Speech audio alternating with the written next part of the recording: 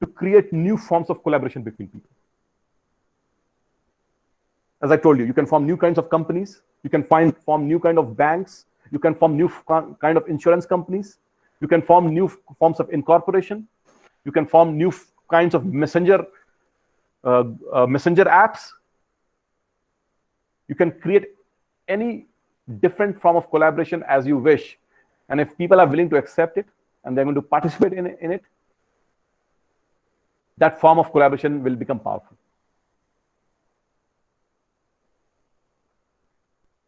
So you got to understand that blockchain is as much as a business revolution as it is a technology revolution. If IIM Jammu had a blockchain version, okay, let's say if we had a blockchain version of IIM Jammu, and if that appeared,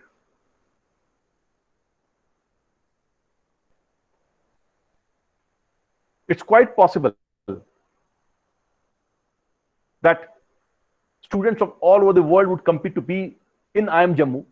The fees of the blockchain version of IIM Jammu would be negative fees, which is instead of you paying the institute the fees, the institute will pay you the fees because they want the best people.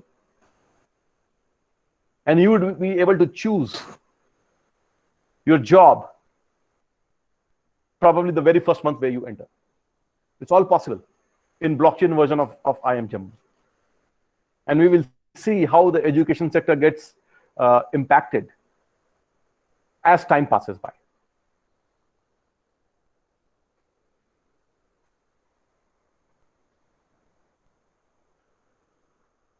Now the question is, if blockchain is so powerful, why is it not more popular? And the answer is, when a new and radical ideas dawn into our world, it takes time for its adoption.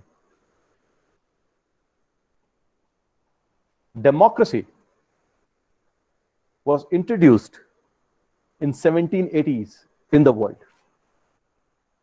And which country it was? America, United States of America. That's where democracy, the modern democracy as a notion, took birth.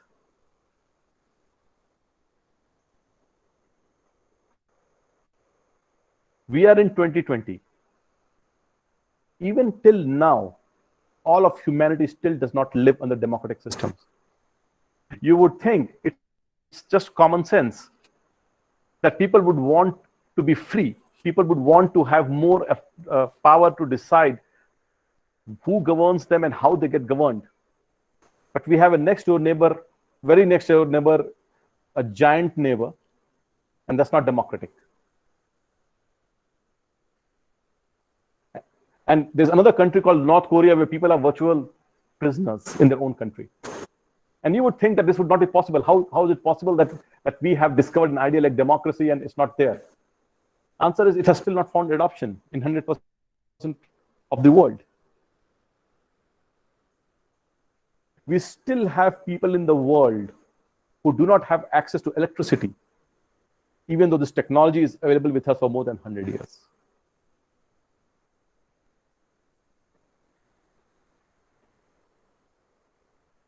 Internet was available to us by 1969. That's when the universities at UCLA, Abhishek was saying that I traveled quite a bit. So I did go to the very first place, the first node, which was the first IMP, Internet IMP, message processor, the IMP, they used to call the nodes were called IMP, which was the start of Internet. It's in UCLA. Computer Science Department, Boether Hall. So the building is electrical engineering building. That place it was born. It was born in 1969. Rohit, so sorry if I may interrupt you. People will funny things on internet. Rohit, can I interrupt you once? Yes. Yeah. Okay, so gentlemen and ladies. Yes, please. Of course, there are a lot of things which I can talk formally in the class, but Rohit is talking about this concept that internet was introduced in 1969 and it took till 1994 when the modern browsers were introduced or developed. the adoption actually, kind of kicked in. But can you guess what was the first ever e-commerce transaction that happened? Can anyone among you guess the first ever e-commerce transaction that happened?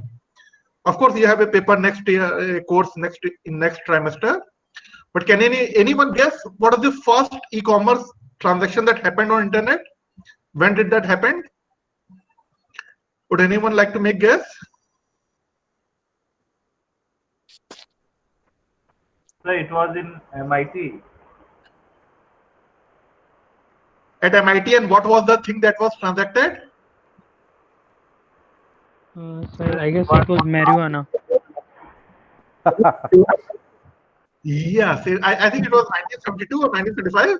It was a transaction of marijuana, which of course is definitely illegal and we strongly discourage. But yeah, so that was the first transaction that happened on the internet, e-commerce transaction that happened on the internet. And like formally, I think it was in 1994 or 95. The Pizza Hut, they came up with a website, pizza.net something. So a pizza was officially sold on the internet. That was more of an official transaction that happened. But yeah. Anyways, Rohit, please carry on. Yes, so very good interruption, a very good piece of snippets that you have given, Abhishek, and please feel free to join and add as we go on this presentation. So it's interesting. See, you talked about e-commerce. E-commerce as a technology and the potential was available in 1975. But we did not see Amazon until 1996. Why? The question is why, if people knew it 20 years before that e-commerce is going to be big, why didn't we get e-commerce earlier? People knew in 1971 that email is going to be big. But we did not get Hotmail until late 1990s. People knew search engine is going to be big, but we did not get Google until 1999. So that's the whole way the world goes, that even if the technology is available, it takes an adoption cycle. And the two factors which is responsible for the adoption cycle, the first is the technology has to be easy enough. And until browsers came, the technology of internet was simply not easy enough. Only the nerds and computer scientists and university researchers, they had the ability to access internet. And the same is the case with browsers, with blockchain today. Blockchain is just too difficult, and that's one of the problems that RanchiMall is effectively is trying very hard to solve. That is our core focus, to make blockchain as a technology very, very easy for everyone to work on.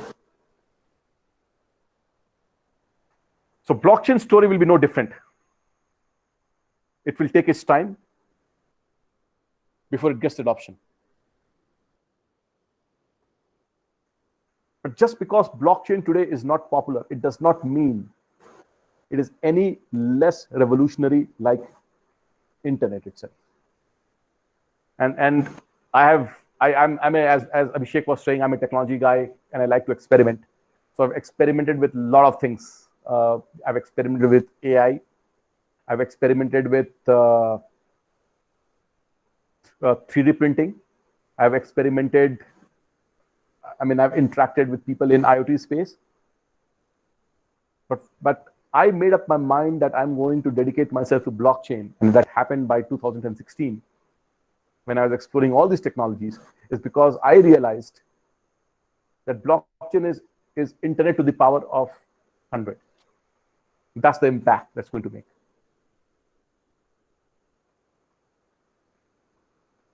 So what internet did? Why internet was so impactful?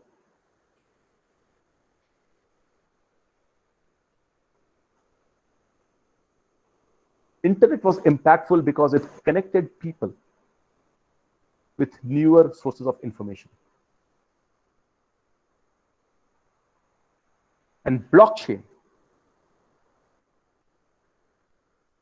is equally impactful because it connects people with newer sources of collaboration.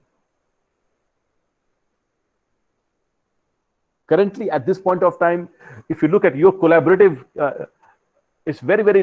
your collaborative opportunities are very, very limited. You can collaborate only with companies. You can collaborate with government. Suppose you pass out from IIM Jammu. Your opportunities are very few. Either you would go and do pick up a job with a large company, or you would do higher research and higher education in US, or you would do a PhD somewhere.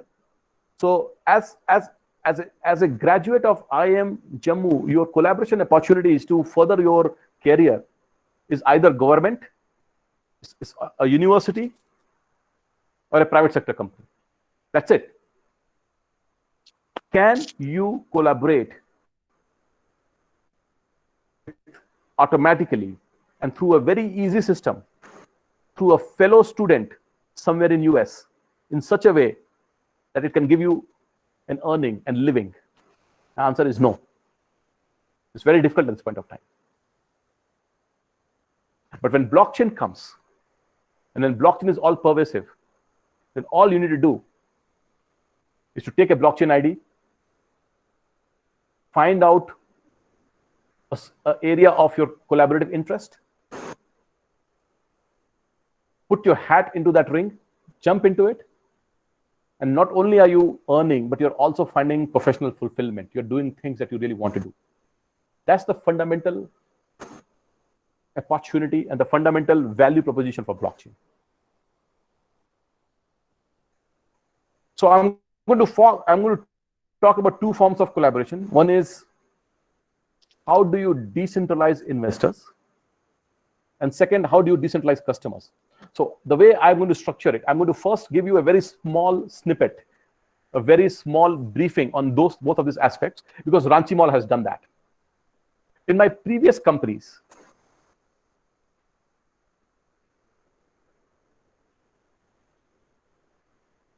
we needed to have either a large investor or a large customer.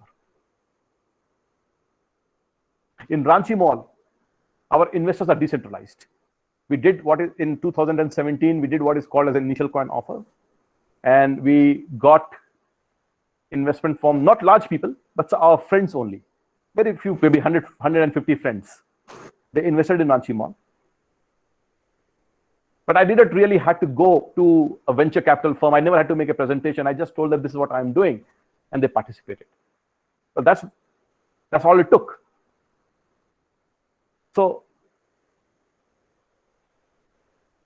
this entire collaboration that we did through a new form of methodology called ICO, it essentially decentralized investing.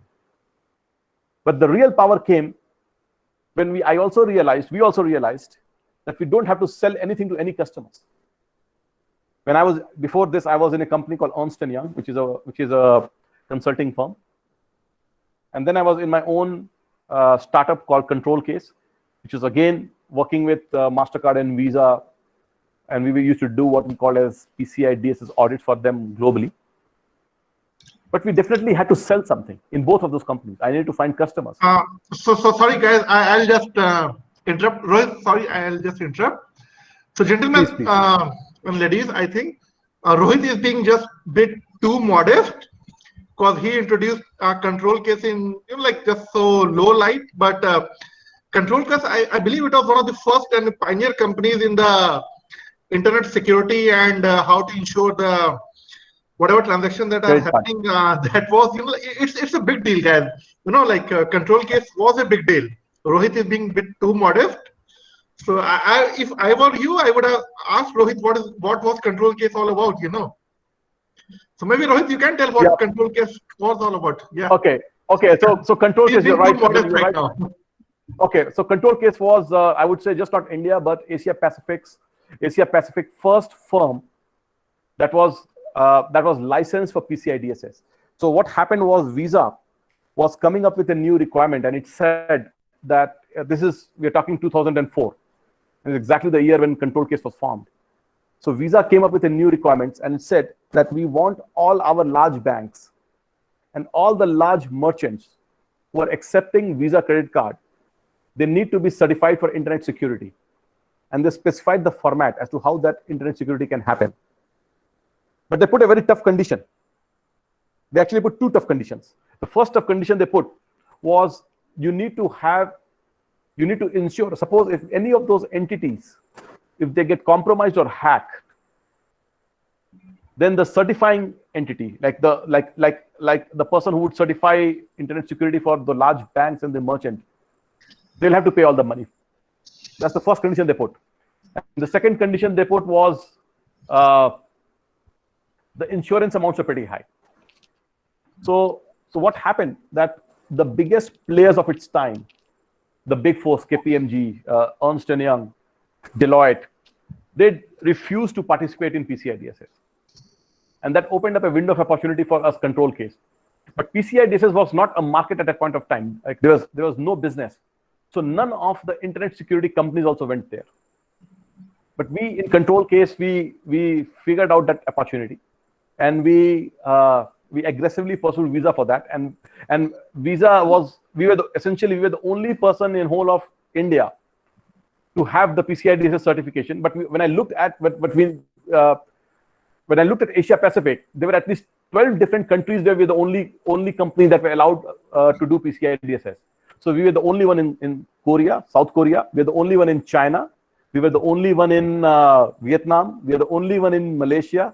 We were the only one in Japan. Essentially, there were companies from Australia. There was Australia. That was pretty all about it. So there was us from India, one company, and there were a couple of companies from Australia and New Zealand. That's about it. And that's how we got to start with control case. And so what happened in control case, that once we were impaneled in PCI DSS, we started getting business left, right, and center from all the banks and merchants from different countries of the world. And we never had to do any selling. We simply sat, and the engagements came our way, and we had to make sure that we did a good job of auditing, because the risks were very, very high, and we're taking a lot of risks there, and which we did. And we became one of the largest firms just not in India, but in the world in PCI DSS. So that was my first startup. So sorry to interrupt again, Rohit. So guys, yes. Now that you understand the significance of control case, I'm sure you are getting some kind of hint that if you want to start your own startup, from where or to whom to approach for some kind of seed funding or VC funding, So maybe Rohit is hinting on that. And also, so what I'm going to talk about how the funding economics itself has changed, and you really don't need anyone to fund you anymore. If you do the right thing, the funding will come automatically, because investment has been decentralized. Oh yeah. If you're in the blockchain world, you get automatically invested if you are visible enough. You don't have to worry about anyone investing in you, and that's a revolution. But of course, we also have a program called RanchiMall Startup Blockchain Contract, and we do fund startups. Yeah. And we would be more than glad. We were more than glad to have students from IIM Ranchi participate in that program. Now it's IIM Jammu, no longer IIM Ranchi. Yeah, but I think Yuang has a question. Sorry, I'm Jammu. I'm sorry. I think Yuang has a question. Yuang, you may go ahead. You may ask the question. Yes, sir. So when you were talking about the funding being decentralized, so there is already existing the Kickstarter kind of thing. So how it is different, like getting funding from the blockchain related thing, or a community based, which is actually like a Kickstarter. So how this is different, like how I do not have to approach an investor to get the funds. So essentially, if you go deeper, okay, at this point of time, you have to go and ask people, give me money, correct? Yes, sir. Even in Kickstarter, or even in go to venture or blockchain, you have to go and ask people, give me money, correct? What if you never ask them? You just create a rule by which you said that I'm going to increase consumption of pencil. Suppose you're making pencil, and you said that I am going to increase consumption of pencil, and I'm going to increase the consumption 100 times. And if consumption increases 100 times, the valuation increases 10 times. So everyone who participates, who gets his tokens, okay, and that could be own friends only, they'll automatically get so essentially anyone who's buying pencils, he will automatically become your investor. And since you are selling pencil and people do want to use pencils, as the pencils spread, all the people who are using those pencils, they'll become your automatic investors. So essentially, your consumers became your customers become your automatic investors because you can tweak the rules of the blockchain. So that's how you could totally decentralize investment. Whereas if you go to Kickstarter, you have to go and say, okay, pay me $10, $100, $50, $10,000, and you get this. Or you go to a VC, you signed a contract. Okay, you have to do none of those things here in blockchain. But there is a small catch. The catch is the technology is still evolving. So until people are comfortable using the technology, you will not get there because people are not technical enough to write code or they cannot write. And so it's still, so the scenario I told you maybe is maybe 2 or 3 years ahead of its time today. But that's where we are getting into.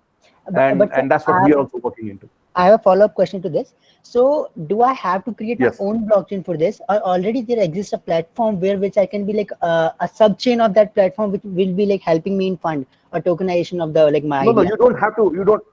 You don't have to create blockchain. Okay. Okay, blockchains are already there. You have to use the blockchain to create your rules of engagement and collaboration. Okay. So we are not creating. Even RanchiMall has not created its own blockchain. We are using an existing blockchain, which is called the Flow blockchain, for which we have got your ID generated. Yes, sir. Because blockchain creation is the job of the specialist. Okay. So you have to think that now that the blockchain exists in this world, what can I do? And then you start using the blockchain. You start finding out one of those blockchains and you start using one of those blockchains. Now, currently one of the blockchains which is being used for smart contracts is Ethereum. But I'm not very hopeful about that blockchain because Ethereum blockchain has a technology problem. It uses something called MetaMask, and that MetaMask is too complicated for ordinary people. Your mom and dad cannot use MetaMask, but your mom and dad, they can use internet. So we still have a little bit of technology adoption problem in Ethereum. So I don't think Ethereum will go too far, and that's why we are also making an attempt. We are latching into another blockchain which is far more easier for other people to use. Okay, sir. So I will also explain you will get the idea more, you have to go slightly more deeper. The idea is too radical for you to absorb. But you just trust me that in blockchain world, all you have to do is consumption. Okay? Yes, sir. Yes, sir. Okay. All right. Any more questions? Till here?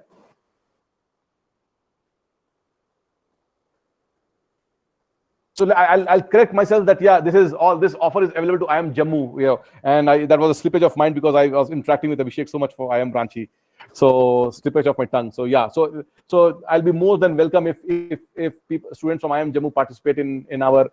We have 2 blockchain contracts. One is an internship blockchain contract, and second is startup blockchain contract. And we'll be more than happy in having your students participate in either or both.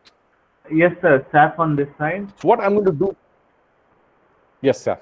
Yes, sir. We will love to have some internship opportunities at RanchiMall, and we'll love to work. We will love to learn more about blockchains and get some practical hands-on knowledge on it. Awesome. So once we are done with this session and we are already in a group, we'll start interacting. Okay. We already in a WhatsApp group. We'll start interacting straight away there. Okay. Yes, sir. All right. So so we will be in touch. Definitely will be in touch. I'll be more than happy and more than it'll be exciting because see, in any new technology, it only comes from young people. I can't go. There's no other age group I can go and because no one understands these technologies. So it's only the young people like you who would understand these technology and who would create some new and brilliant ideas out of it. So I would definitely love if students from IIM Jammu take the initiative.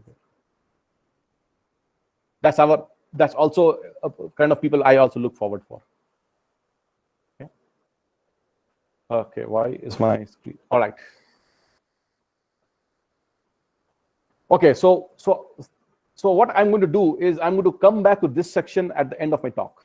Okay, the decentralizing investment and decentralizing, and I'm going to explain how RanchiMall did that. But before that, I want to talk to you about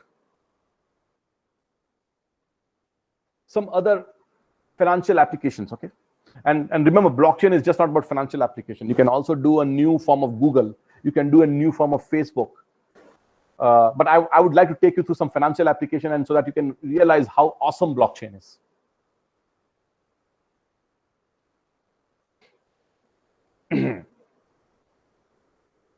So I'm going to talk to you about a new how blockchain is changing the financial world. Now, has anyone in your group has heard of a term called DeFi? D-E-F-I, DeFi.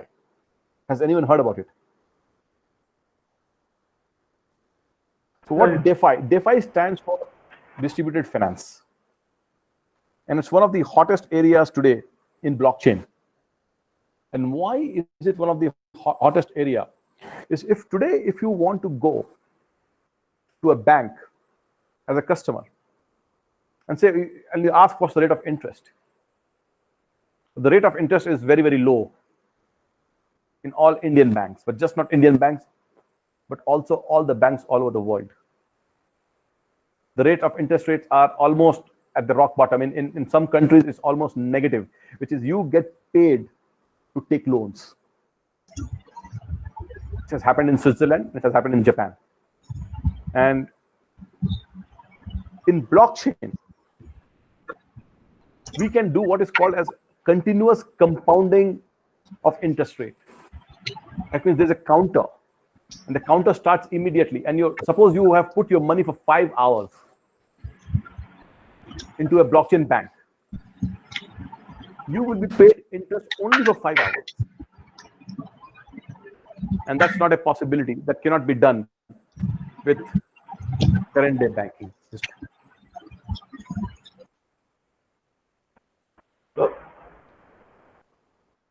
We can create very efficient loan markets with amazing risk management with blockchains. So today, it's very easy for someone to default in any banking system. And the default rate is very, very high. People take a lot of money and they simply default, and banks cannot do anything because the asset itself has depreciated so much that it's impossible to recover the money that the banks invested or banks loaned. In blockchain, we can totally eliminate it. Or what we could say that if you want loan from blockchain system, you first put a collateral. And you have to put a collateral which the blockchain can understand. And you can take loan only up to 20 or 25% of that collateral, not more than that.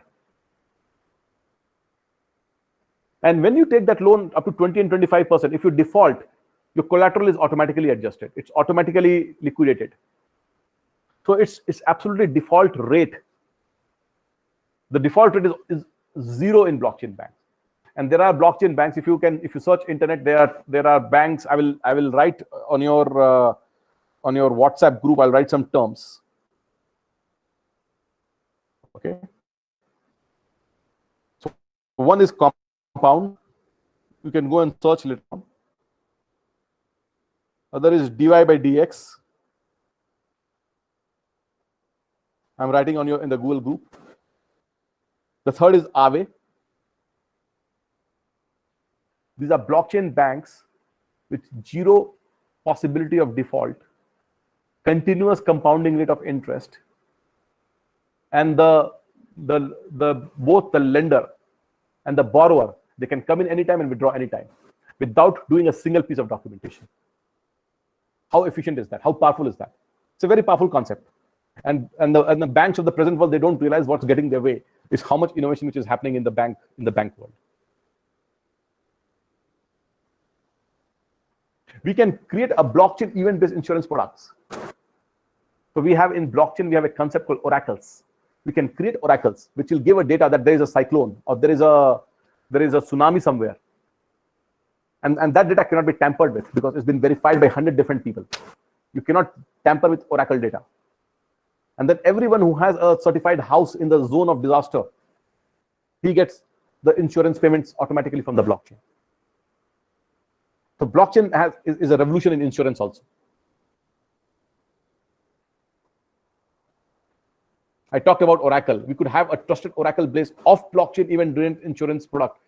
Oracle is a very powerful concept that allows you to marry the real world with the blockchain world. In fact, there's a company in blockchain world. The name is Chainlink. Chainlink went on from $150 million valuation to about $5 billion valuation, just on the concept. Okay, they have not done it totally yet. Okay, but there's just a theoretical concept that they will provide Oracle data to the blockchain, to the Ethereum blockchain. So I'll write that also into the WhatsApp group so that you can research on it. It's called Chainlink. Okay, when you get time, just look at it. Chainlink.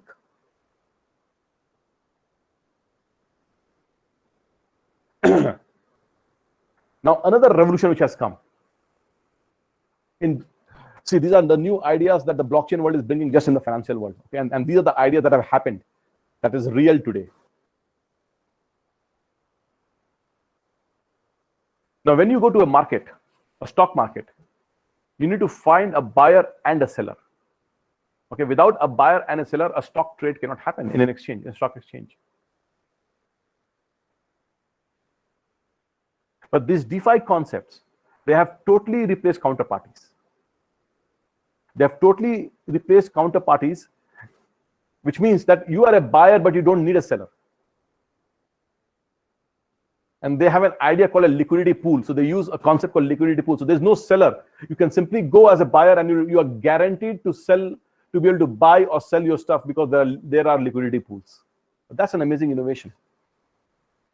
It just mind blows me the kind of innovation which is going on in the blockchain world, which is the way they're replacing the modern day banks and they're replacing the modern day insurance companies. And I just can't even imagine the current day large banks, they don't even have a clue what's going on there. It's kind of scary.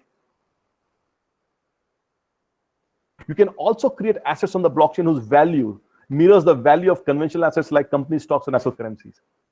So today, we have something called stable coins, called the US dollar stable coin, or that's the most popular stable coin. RanchiMall is also, we cannot, because of the legal reasons, we can't do a stable coin because Reserve Bank of India has been a little bit, it has been a little bit edgy and iffy about anything that touches its powers.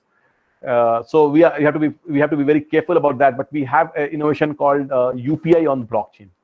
You could transact, your UPI transactions could come on blockchain, and then we get the benefits of blockchain using the Indian rupee, which government of India runs as legal tender. But we can create any asset. Okay, we can create any asset which can mirror the price of company stock or national currencies. We can create an asset that can totally mirror the price of Google stock. And those algorithms are so strong that without needing central bank intervention, automatically, just from the rules of the blockchain, they'll always hold their value. So there is something called the DAI, the maker DAI. I'm going to write in your WhatsApp group. Okay, maker and DAI, maker and DAI. That's a stable coin. It's such a powerful stable coin that it's been running for years now. It has never lost its peg to US dollar. One DAI is equal to $1, and that has never changed in the last 2 years. All by the power of algorithm, without anyone putting money, without any central bank intervention. Isn't it? It is amazing. It's very, very powerful. Now, if you go into the blockchain world, what you will hear is people want to do decentralized governance. What they mean is there are 200 people and all 200 people voting on proposals as to what should be the policy of that blockchain enterprise be. Like what should be the interest rates? What should be the rules? Who should be allowed? Who should not be allowed? And people vote on it. But so from my personal experience and my personal experiments, what I have realized that you really need you need really exceptional and talented individuals to lead a team. The team by itself, it always gets into a mess when they come into decision making. So you will hear, if you do a little bit of blockchain reading, you will hear a lot about decentralized governance initiatives. But RanchiMall is not very confident about that. We think that blockchain enables individual leadership, and it magnifies power of individuals much more than it can magnify power of the teams. Teams are required, but you still need a clear leader. That's our belief.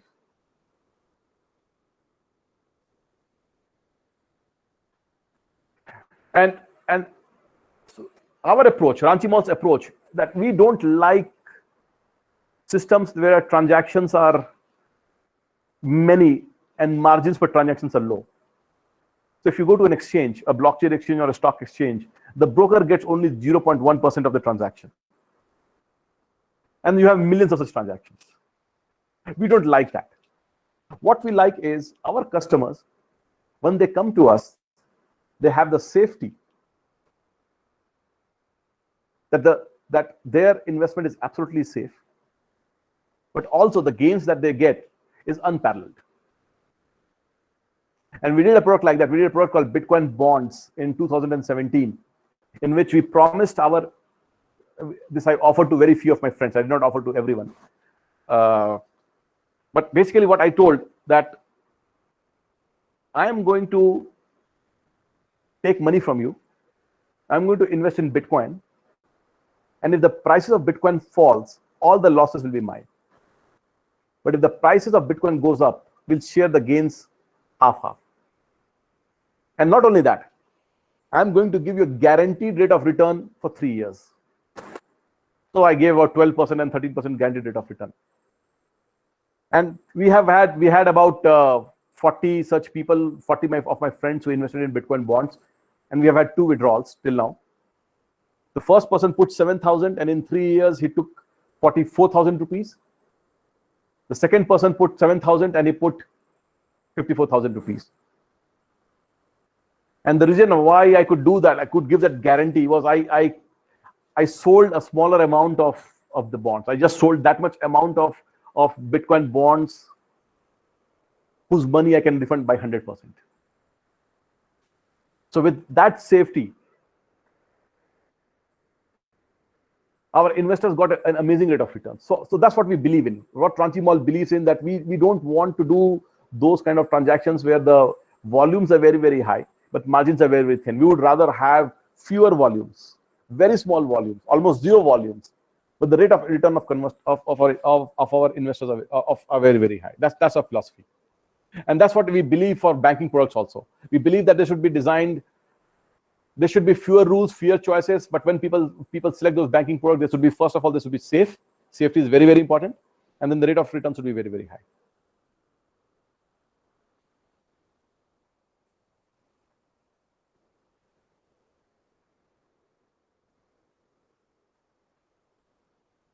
I talked about Bitcoin bonds.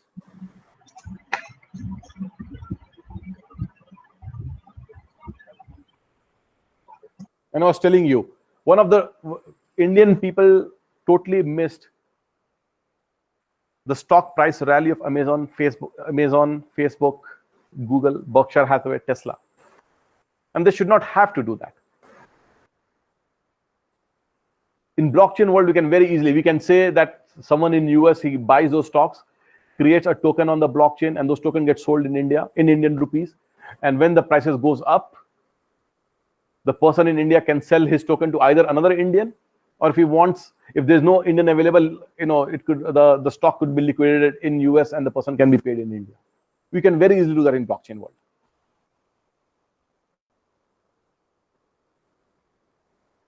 Now, there's something about blockchain products, which I find very, very interesting. And that is, suppose you come with a great blockchain idea.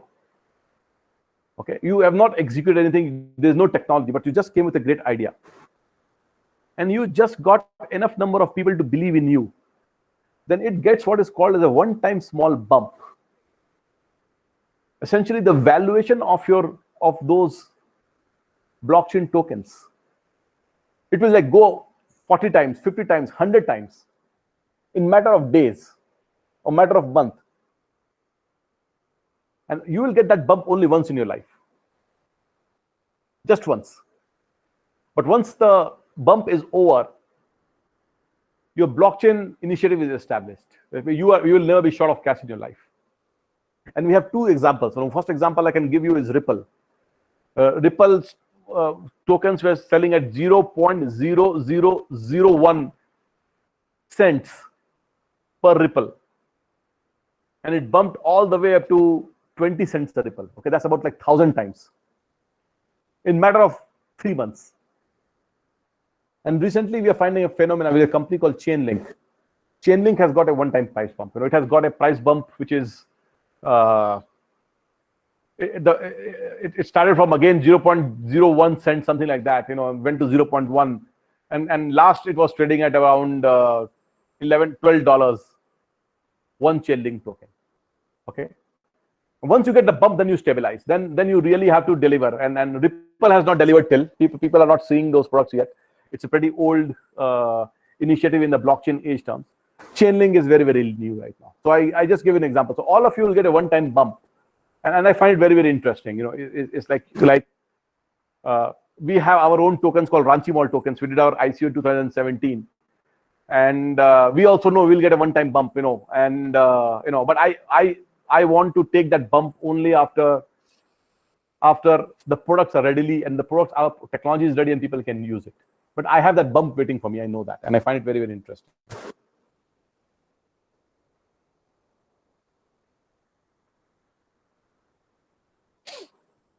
So that bump creates a very unique bootstrap pattern for blockchain-based applications, which is if you are a very early investor, a very early backer of a untested technology, then your return potential is really very high. It's massive if you back the right project. So the venture capital model that they put money in 10 different ventures and one of them becomes big and 9 fails. Essentially, in blockchain world, it is 1 in 1,000. They can back 1,000 entities, and only one of them succeeds. It will pay for the investment for 1,000 different entities. It's a very powerful thing in blockchain world. But it also means that the users who come later, they will not be so lucky because the project does not have meat. They will languish as the price will freeze after initial bump. So it's very, very important that the project must deliver value over a long term if you really want to hold credibility in market.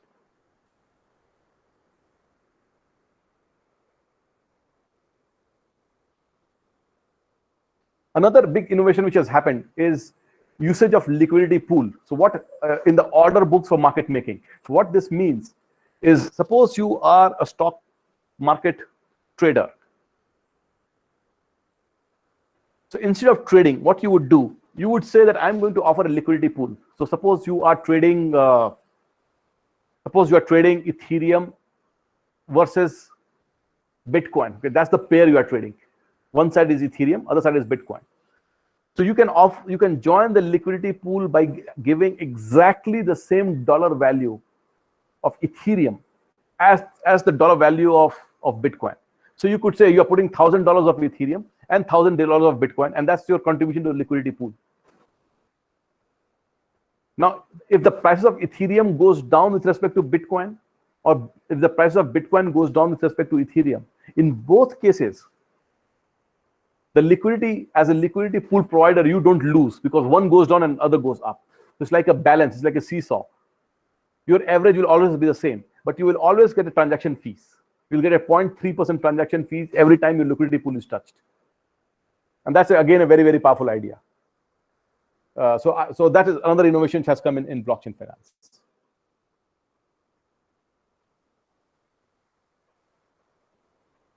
So liquidity pools are entities that get a fixed fees, but they do not share high risk while market making. And this is achieved by having them supply both sides of an asset being traded in equal amounts. But I was telling you that we don't like small fees, large transactions, so we don't participate in any such schemes. We believe in high value, smaller number of transactions with users having very, very high margin of safety. We would like us to sleep safely and peacefully, and we would like our customers to sleep peacefully.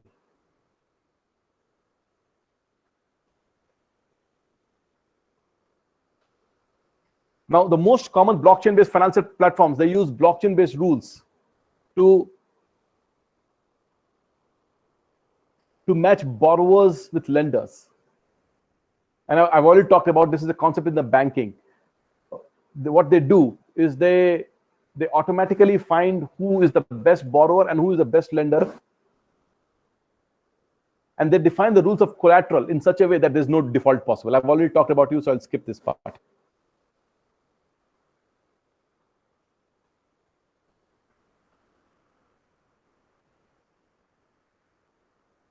Well, this slide is talking about that, assuming you have a collateral. Suppose you have given a collateral and you have taken loan against the collateral. What happens if the value of collateral itself goes down? Suppose you use Bitcoin as a collateral, and Bitcoin prices is very, very volatile. Suppose the Bitcoin prices goes down from $12,000 to $3,000, and now the collateral is not sufficient. It's not enough to pay for the loan which has been taken against the collateral. Then that's a risk. That's a risk for the whole system. And to handle those risks, all the blockchain-based banks and blockchain-based system have come a very simple solution. The moment your collateral value falls down between the safe margin limits of the loan that you have taken, the collateral will be liquidated automatically. It will be sold in the market, and the loan will be cleared. And it will all happen without any piece of paper. It will automatically happen by the rules of the blockchain. And in 1 second, it's all cleared. There's zero possibility of default. So, okay, so any questions here till now? Yes, sir, I have a question. So, Yes. In this case of collateral you were talking about, so why will somebody buy a collateral whose price is going constantly down? And second question, sir, when you talked about I think you were talking about the share market when you want to sell something, but there is no buyer, but you sell it without a buyer. So Yes. how these two transactions are actually happening? If there is no buyer, who am I selling to, and where is my money coming from? And second Okay, thing here alright. is why people will buy such a collateral and will get into such a contract of a collateral where the value of the collateral is decreasing. So suppose you have gold, for instance, okay? Let me give you an example. Your mom buys gold, correct? Yes, sir. So if you have gold in your house, and suppose you want some, your mom is getting the full value of gold price going up. If the gold prices goes up over a period of time, your mom is getting full value increase of the gold price going up.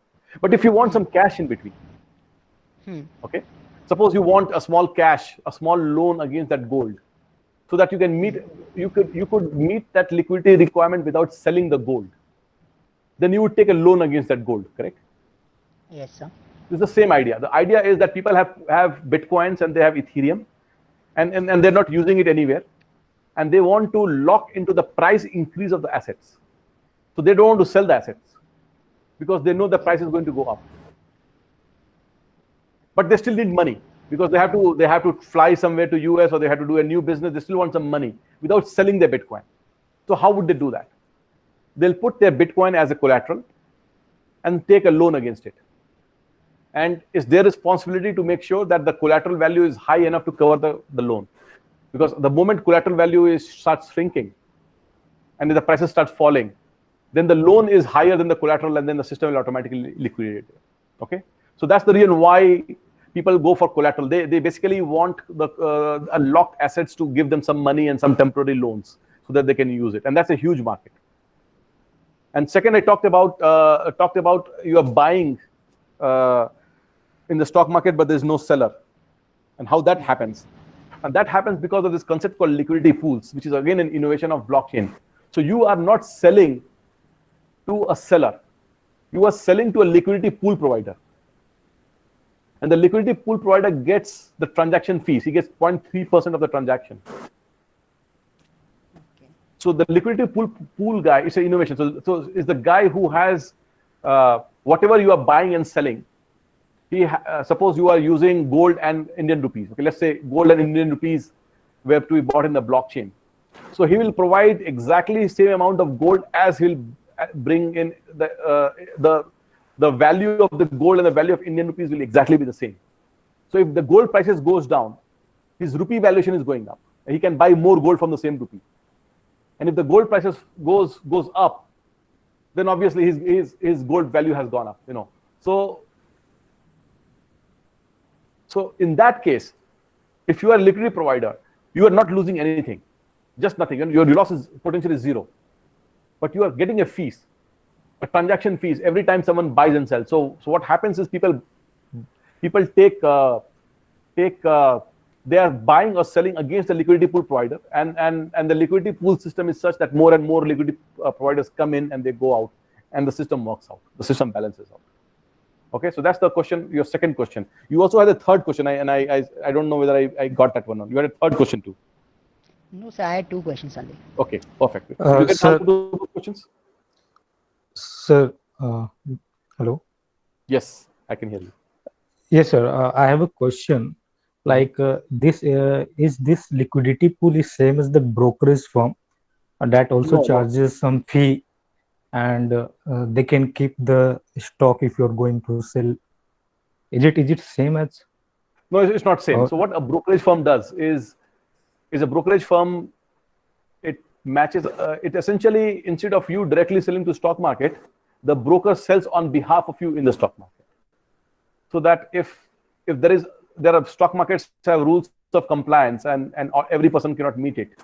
So what the stock markets feel that if there are some small people who would manage all the rules of compliance, then it's much more easier for them to deal with it. So in case of brokerage firm, they are not buying and selling. Okay, they are simply forwarding the buyer and seller orders to the exchange, but they still need to find a buyer and seller, and they're taking 0.1, 0.2, 0.3%, whatever they take, the brokerage firm takes.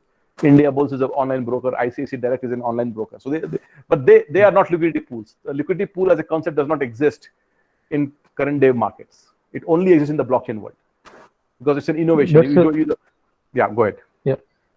So, sir, how they matches the demand and supply side? Like, if the people who are going to sell are more, but how they are going to match with that? If the people are going to sell more, then the liquidity balance would go down. Okay, and if the liquidity balance goes down, there is incentive created in the markets that more people will come to supply the liquidity for the asset which has gone down. So it's a set of rules. Okay, it works out, and I have given you some of the. You do just go to Google and search liquidity pools in blockchain. You could look at a company called Uniswap. Okay, let me write that. Let me write it in the Google. Okay, okay, and just go and Google search about Uniswap for liquidity pools. You'll understand how it works. Uniswap liquidity pool. You'll understand how the whole thing works. Okay, it's a very powerful idea. Okay, sir. Yeah, I'll search about it. Okay. You just search about it. Okay. Hello, sir. Get more details because you have to think on it. They are. Yeah. I think we are reaching the time limit now. Okay, so I think I don't have too much. I'll finish it very soon. Okay.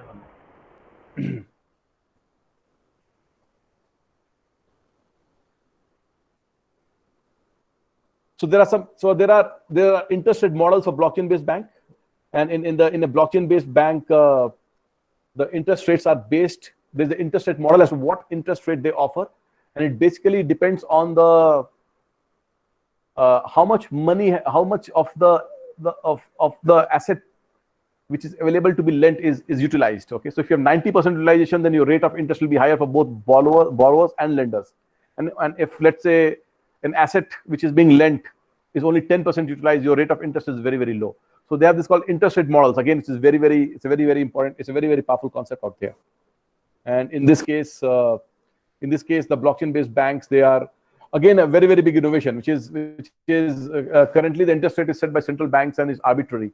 But here it is very, very clear. If the utilization is high, the interest rate is high. If the utilization is low, the interest rate is low. Very, very powerful concept.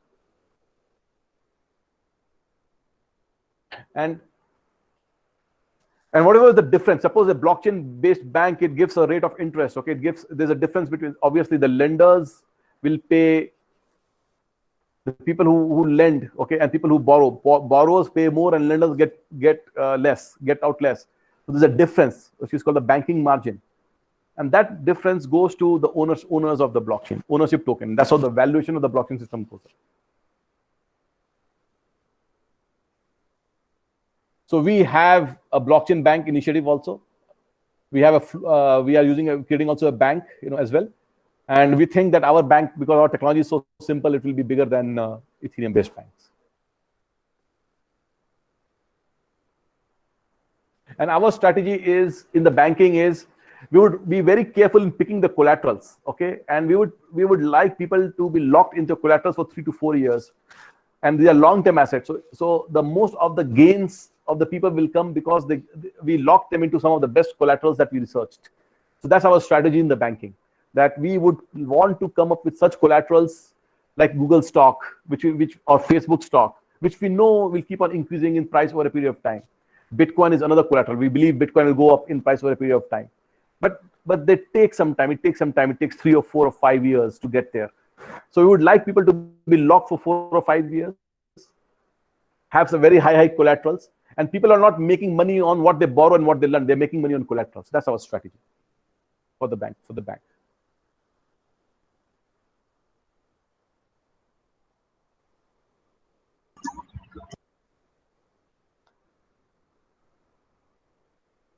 So we talked about, I'm going to share this presentation with you. What we're talking about here is that in any system that is going to go high, you cannot offer it to everyone. You have to limit. Like in Bitcoin bonds, I had to limit. My limit was the amount of capital that I myself had, so that I can ensure that no one loses money. So you cannot offer such thing to everyone. If you get a great idea, it has to be limited. Only then there is price appreciation possible. Otherwise, you won't get price appreciation. So essentially, in a blockchain banking scenario, what we are learning is that they cannot be universal. It has to be given to the best quality people, best quality borrowers, and best quality lenders. But that's a very good system, because that ensures that people who get in, everyone is they're all adding value to each other, and no one is the system is not being cheated, which is not the present day case. In present day case, banks default. People get loans and loans are never repaid, and those scenarios are not possible in blockchain scenario. Okay. Now there's another initiative which is called the price stabilization mechanism. This is a third initiative which is pretty complicated at this point of time. But what I'll tell you about this is it's another innovation, this innovation is about arbitrage, usage of arbitrage. And this is again another innovation, that people can use arbitrage, like the rate of difference between a blockchain price and an open market price, and they use arbitrage, and they use arbitrage as a very powerful tool to stabilize prices. And again, a massive initiative, a massive innovation from the blockchain world. So in summary, these are the 3 big innovations, okay, in financial world from the blockchain. The first is the usage of liquidity pool to eliminate counterparty in trading of assets. Second is automatic borrowing and lending. Automatic borrowing and lending without, everything is automatic on the blockchain rules, on the basis of utilization rates. And third is arbitrage as a tool to stabilize prices. Okay, and any DeFi initiative you take, any blockchain DeFi, any blockchain back, any financial institution that will take, all those innovations, they will use one of these 3, and they won't take any other. These are the 3 basic things which has led to a massive explosion in blockchain-based finance.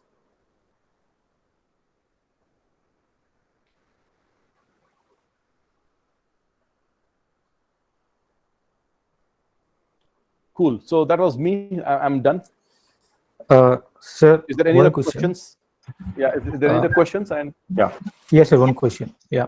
Sir, you talked about compared private equity model and the blockchain model. Like in private equity model, like if an investor if private equity firm invest in 100 firm, and if one firm succeed, then it's okay for that. That's VC. VC ratio is 1:10. VC private equity is even later. Private equity is 1:6 or 1:5. Okay. So private equity, if private equity can only invest in 5, and it can allow 4 of them to go bad, and only 1 can succeed. That's the maximum capacity. So private equity firms are very careful.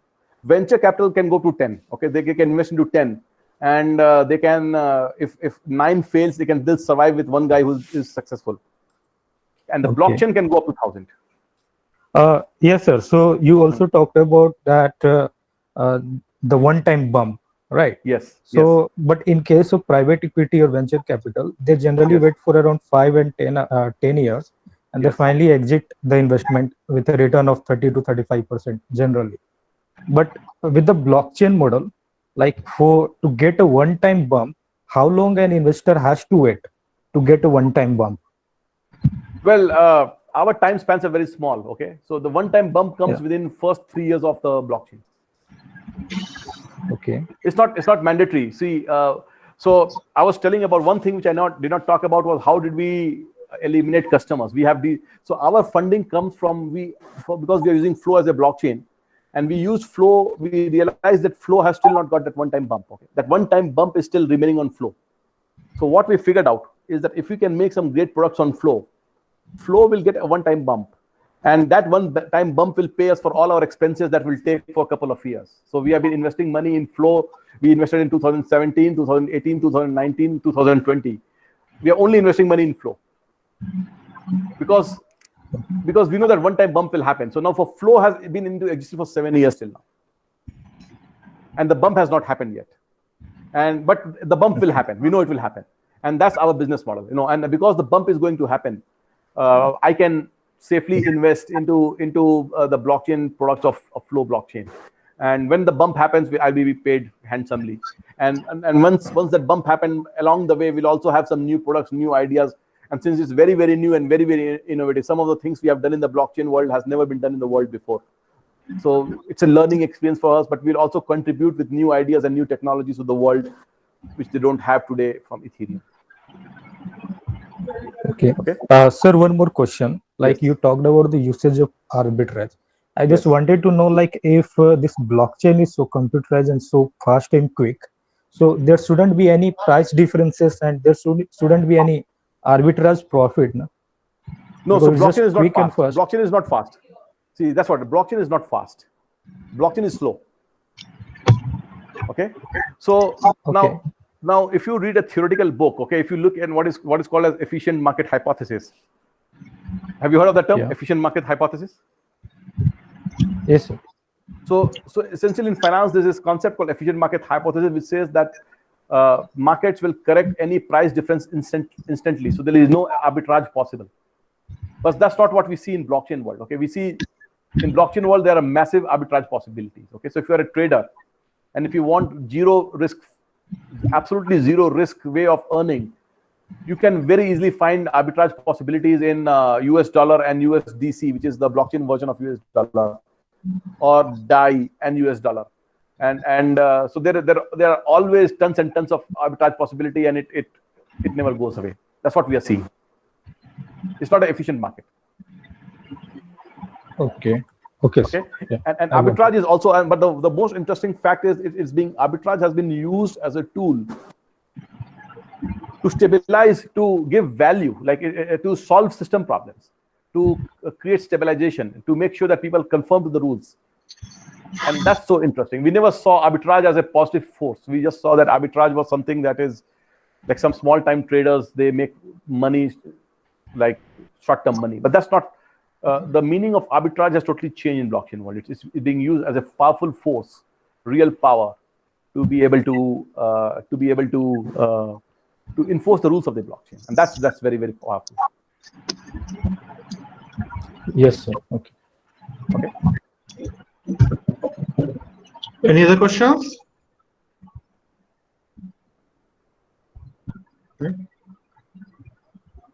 Okay, so thanks a lot, Rohit. Of course, like Rohit, can you hear me? Are you here? Yes, I can hear you. Okay, actually, I just saw a message that Rohit has left. So Rohit, thanks a lot. Thanks a lot from bottom of my heart, like to agree to take this session at such, late hours for my students. And of course, like blockchain is like a endless value. Like we are still experimenting. I'm sure like entrepreneurs like you are also, finding daily new use cases. I'm sure this session would have been very useful for my students. And I think we have some students who are not part of my coursework. Probably they are from the first year.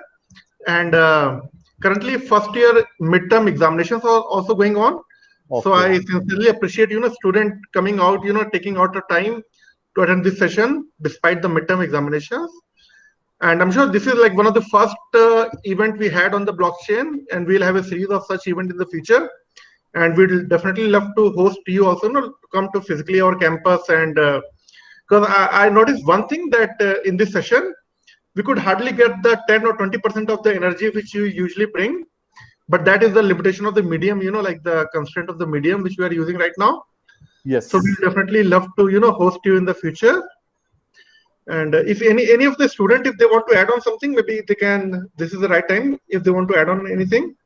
Saif or Nikhil or Jay, Yuvank, anything? Mr. Manish, would you like to add on anything? Yes, sir. So, if like in further sessions, if there are any, or like when you visit the campus, can we have a look at the blockchain, like how as an individual, a non-developer, as a person, I got the big idea you talked about the blockchain, like how it is so innovative, but how as an individual, as a manager or as an entrepreneur, I can utilize the blockchain to efficient my startup or to like actually make use out of it? Yes. So what we have done for that is we have already, are you in the WhatsApp group that we created? Yes, sir, I am.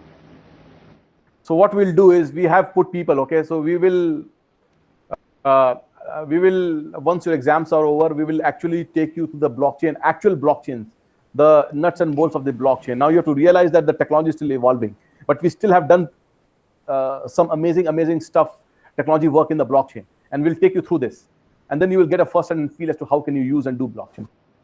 Okay, sir. Okay, that will be great. We'll continue the interaction. This was just to give you a picture as to what blockchain could look like. Okay, what blockchain can do, and then you will also do the real thing, which is hands-on on the blockchain, and that's due. That we have to do. We have to do that as well. But you need to get the picture. You need to understand what blockchain is possible. Yes, that is very important. Otherwise, it's just a theory, right? Then you are not in a position to innovate on blockchain. You need to understand what blockchain can do, and then you should also have the tools to actually do it. And you have to realize that you don't need to be a great technician, or you don't have to be. That's what problem we are working on. An ordinary person should be able to use blockchain and create innovation. That was our concern, sir. Yeah. Yes. That's exactly what I'm trying to do. I mean, we have reduced, like when we started the first day in 2017. You needed to download a wallet. You have to download a 20 GB. You have to understand the meaning of keys, and you have to understand what wallet phrase is. And even now, if you use Ethereum, you need to know gas. You need to do MetaMask. You need to do many concepts before you can even get a start. But today, if you are on if you were in the WhatsApp group, you could create a blockchain ID just right away like that. And we will show you. We are going to come with a product called UPI on blockchain. Like we have put it, so you could see how easy it is to use blockchain and connect it with UPI world. And you will all participate in that. We'll make you participate in all of that, so that you can see how it works. And then you can also see how we have structured. We have a concept called blockchain contracts, in which you can create new kind of companies, and you can see like RanchiMall has been incorporated on blockchain. And you will see how we incorporate ourselves on the blockchain. And so we'll continue that conversation over the group that we have. And you can see that group as an automatically participation in blockchain. And if all of those who are interested in it, they can go deep, and they'll find all the magic that comes out of the blockchain world. Okay, sir. And also, I would like to say a very big thank you to Abhishek, because as Abhishek said, that the energy that comes in physical interaction is definitely more. You get more in this medium when you're not seeing my face, you're just seeing the screen and just listening to my voice. It's slightly limiting. We'll have a lot of fun when we meet together, because we're definitely going to. I'm definitely going to come and meet Abhishek. So we will compensate for that, Abhishek. Thank you, Rohit. Mr. President, Saif Ali Khan, do you have anything to add on before we conclude the session? Hello, sir. Thank you for the session. We all learned a lot, and most of us had a view on blockchain that is mostly connected with the cryptocurrencies and all. And we, after tonight's session, I can say that there are many more applications of blockchain, and we can think on it, and it has opened certain doors for us, which we have to explore. And sir, I will like to thank you from the bottom of my heart for this session. Thank you. Yeah, thank you, Saif. Thank you so much for coordinating with me and getting all of this arranged. And thank you, IIM Jammu Students, for such a fantastic participation. Some of you have examinations tomorrow, and all of you came for this session. It's amazing. Yeah. Okay. Thank you, everyone. Rohit will definitely love to have more such session. And thank you to all the students also for staying so late. And all the best for tomorrow's examination. And for second year student, I look forward to seeing you in the class tomorrow. Yeah, thank you, Jay. Yeah. Thank you, everybody. Thank you so much. Thanks for having me. Thank you, sir. Thank you. Good night, everyone. Thank you. Good night. Good night.